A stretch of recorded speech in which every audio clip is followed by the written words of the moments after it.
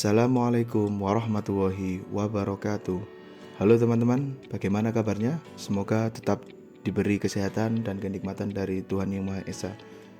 Perkenankan saya di sini untuk menjelaskan tentang medan listrik. Sebelum masuk ke dalam materi, mari perkenalan terlebih dahulu.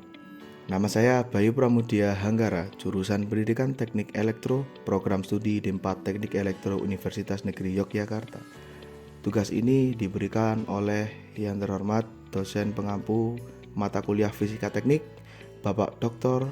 Engineering Sarwo Pranoto, Sarjana Teknik, Magister Engineering. Baiklah, kita masuk ke pembahasan. Pembahasan yang pertama mengenai pengertian listrik dan juga definisi listrik. Untuk yang kedua, sejarah penemuan listrik, teori tentang listrik, para ilmuwan yang meneliti tentang listrik, dan juga untuk yang nomor 3, muatan listrik. Yaitu apa sih muatan listrik itu? Emangnya listrik punya muatan? Nah, nanti kita bahas di sini. Dan yang keempat, medan listrik. Medan listrik itu nanti di sini ada pengertian dan juga penggambaran serta ada penerapan di kehidupan sehari-hari. Baik, mari kita lanjut. Untuk yang pertama, ini merupakan pengertian listrik. Listrik adalah aliran elektron-elektron dari atom ke atom. Jadi kan kita udah tahu kalau atom itu memiliki elektron. Nah, elektron-elektron di atom itu yang pindah. Nah, karena perpindahan itu menyebabkan aliran listrik. Jadi atom-atom pada sebuah penghantar atau suatu energi yang sangat berpengaruh terhadap kehidupan manusia sehari-harinya. Energi listrik ini digunakan dan dimanfaatkan untuk menggerakkan berbagai alat elektronik yang berfungsi untuk mempermudah pekerjaan manusia.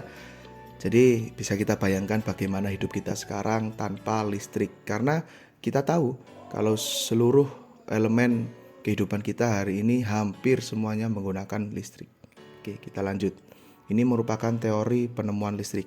Teori yang pertama adalah teori Mesir, di mana teori ini menceritakan pertama kalinya arus listrik ditemukan. Beberapa sumber mengatakan bahwa keberadaan listrik pertama kali diakui dari teks Mesir kuno ratusan tahun yang lalu. Saat itu Malapterurus electricus digunakan sebagai metode pengobatan di Sungai Nil.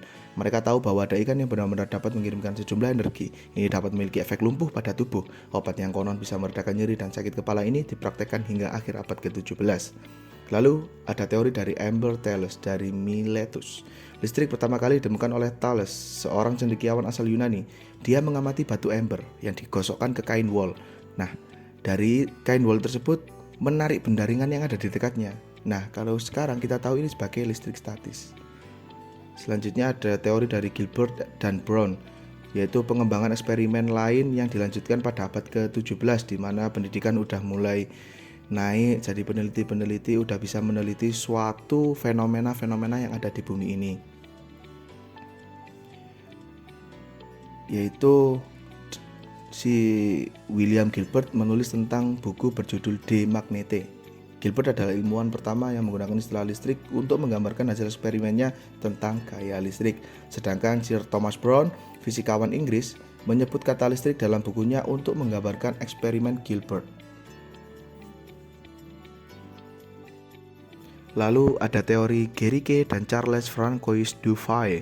Maaf jika pengucapannya salah. Pada tahun 1663, ilmuwan Jerman Otto von Guericke melakukan eksperimen yang berkontribusi pada sejarah listrik. Ia bereksperimen dengan bola belerang yang diputar dengan tongkat kayu. Eksperimennya dikenal sebagai awal dari generator. Pekerjaan Guericke dilanjutkan oleh fisikawan Prancis Charles Francois yang mendefinisikan muatan resin atau muatan negatif dan muatan vitreous atau muatan positif dari muatan tersebut.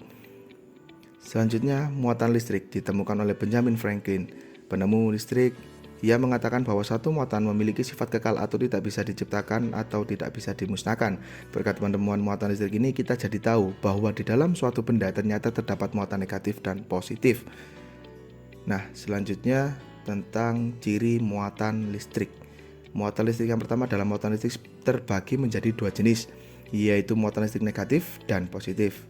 Suatu materi dapat dikatakan memiliki muatan positif jika jumlah elektron pada materi tersebut lebih banyak dari protonnya. Sedangkan suatu materi akan dikatakan bermuatan negatif jika jumlah elektronnya lebih sedikit dari jumlah proton. Menurut Benjamin, muatan yang ada pada suatu benda memiliki sifat yang kekal. Hal ini sudah menjadi bagian dari hukum kekekalan muatan. Dengan kata lain, suatu muatan tidak bisa diciptakan dan tidak bisa dimusnahkan. Nah, ini ilustrasi tentang muatan dalam listrik. Lalu, jika ada dua muatan saling berdekatan, maka akan menimbulkan gaya Coulomb dan juga hukum Coulomb. Nah, ini untuk ciri-ciri muatan listrik. Yang pertama, muatan listrik terdiri dari dua jenis. Yang kedua, muatan bersifat kekal. Yang ketiga, muatan listrik bisa saling tolak-menolak atau tarik-menarik. Dan yang keempat, muatan listrik merupakan besaran fisika. Lalu, dari muatan tersebut, Coulomb memiliki hasil dari penelitian yang kita kenal sebagai hukum Coulomb. Hukum Coulomb pada dasarnya ini hukum yang menjelaskan perihal hubungan yang ada di dalam muatan listrik. Seperti yang telah diketahui, muatan listrik dibagi menjadi dua jenis, yakni muatan positif dan muatan negatif. Hukum ini menjelaskan mengenai kondisi ketika dua muatan listrik dengan cara tertentu saling berinteraksi dan melakukan gaya tarik-menarik atau tolak-menolak. Salah satu faktor yang menjadi pengaruh dari besarnya gaya hukum Coulomb sendiri adalah besar dari muatan listrik benda tersebut. Lalu bunyi hukum Coulomb adalah apabila terdapat dua benda bermuatan listrik, maka akan menimbulkan gaya di antara keduanya, yaitu tarik-menarik atau tolak-menolak. Besarnya akan sebanding lurus dengan hasil kali nilai kedua muatan dengan berbanding terbalik dengan kuadrat jarak antara dua benda tersebut. Ini merupakan rumus hukum Coulomb. Lalu untuk yang materi terakhir yaitu medan listrik.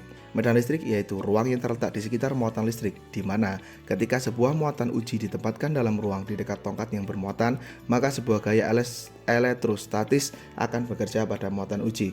Inilah yang dikatakan dengan medan listrik, yakni dalam ruang tersebut, medan listrik ini digambarkan dengan garis gaya listrik yang arahnya keluar, menjauhi muatan positif dan mendekati muatan negatif.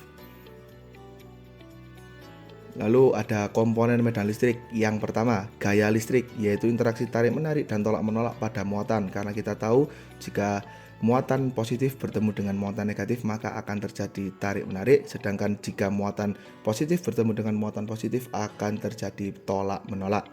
Dan yang kedua, arah medan listrik, yaitu poros yang melalui partikel bermuatan listrik dan titik dalam ruang yang berinteraksi pada muatan. Yang ketiga, intensitas atau magnitude, yaitu ukuran vektor yang mewakili suatu bidang. Yang keempat, garis medan listrik atau garis khayal, yaitu yang menunjukkan arah medan listrik itu menuju keluar atau ke dalam. Jadi untuk muatan positif, arah medan listriknya keluar, dan untuk muatan negatif, arah medan listriknya ke dalam. Lalu ini adalah rumus medan listrik, yaitu E sama dengan K dikali Q dibagi jarak pangkat 2.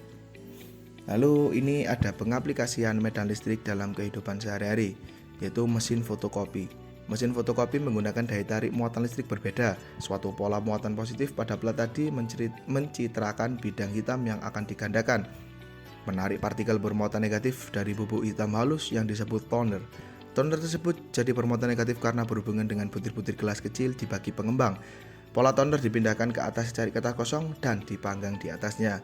Jadi makanya kita kalau pas fotokopi itu kan terasa anget, ya itu karena pola tonernya dipindahkan ke atas secari kertas dan dipanggang di atasnya. Terima kasih telah menonton video ini. Jangan lupa untuk like, share, dan subscribe. Dan jangan lupa tunggu video tugas-tugas yang lain. Semoga Anda senantiasa diberikan kesehatan. Semoga yang melihat video ini dapat berkah dari Tuhan Yang Maha Esa.